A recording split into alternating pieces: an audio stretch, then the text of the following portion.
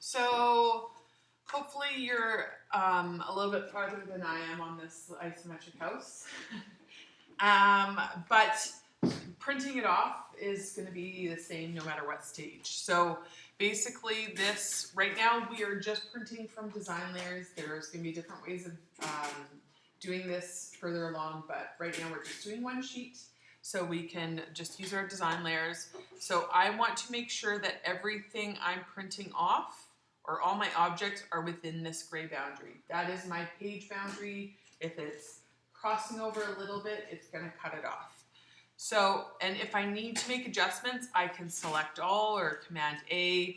I can move, I want to make sure I get my crosshairs, but I can move everything around, or I can hold Shift and nudge my objects using my Shift and my arrow keys. That'll place my object, nudge my objects on my sheet.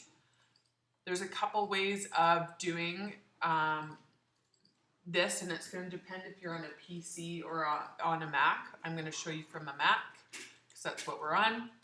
So I'm going to go to File. I can go Print or Command P. I can go on the bottom of my print dialog box is this PDF. I can click on that drop down menu and save as PDF. I'm going to save it. This is all good. I can hit save. I'm going to replace it. Oh yeah, no, it's okay. So then I can go into my Finder, into my documents, and it's this PDF file.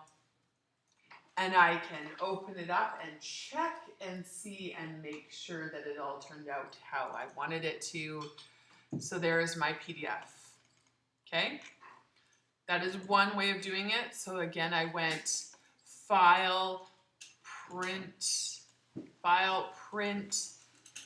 PDF drop-down menu, Save as PDF. I can also cancel that, go File, and I can go Export, and then I can see there's multiple different file types I can export. So you can also see that if you're working on, at the bottom of this export file, you can export older versions of Vectorworks. So if you're working on 2017, you can export this as a 2017 file. And you can do all these 3D files, and there's DWG files, which are AutoCAD files.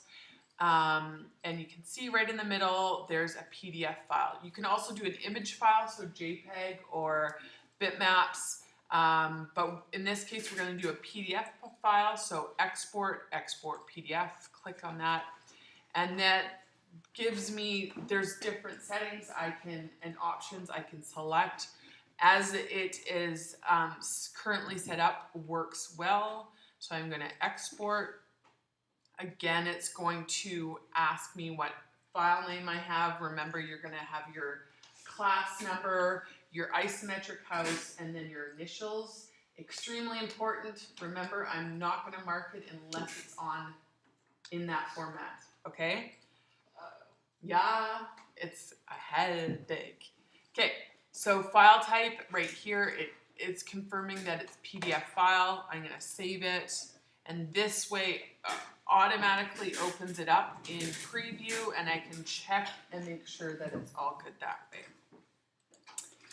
The PDF file is going to be saved. You can be small enough that you can save it as an attachment and email that to me. Okay.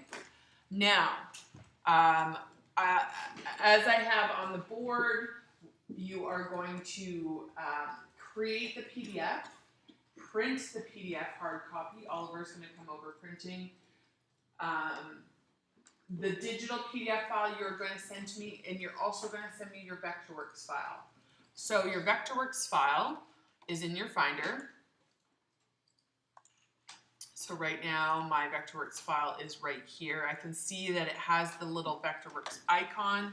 I'm going to need to go to my Cloud Drive or Google Drive service. And I'm going to go into my drive. I'm going to go New, File Upload. This is if you're using Google Drive.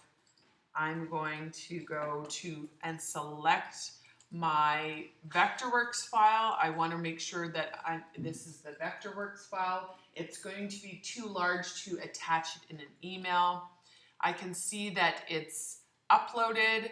I can go to my BT 110 alphabetical.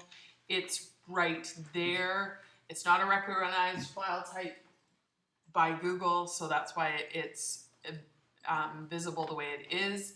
If I right click on that file, I can go get shareable link. It turns link sharing on. I can double click on the link, copy that link, Command C, and then paste that into my email that you're going to be sending to me with the PDF attached. Does that all make sense? Any questions? Everybody good?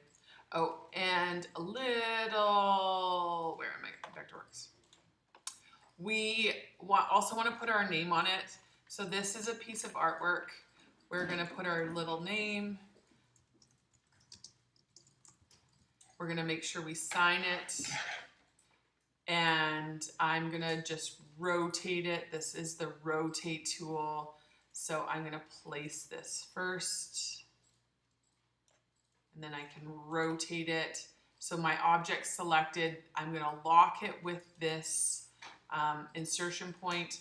It's currently horizontal. I'm going to click and then set the new angle. And I actually don't want it to have any fill, so then it's not covering my object. Okay. I can make that a smaller font. If I select it, I go up into text, font size. I actually only want it little. And now I have my signed artwork. Do you want it exactly like that on an angle, or do you want it like up? No, I want it at an angle, like you would with a little piece of art. Okay? Oh. So Carver, you're recording? Yep, it's recording.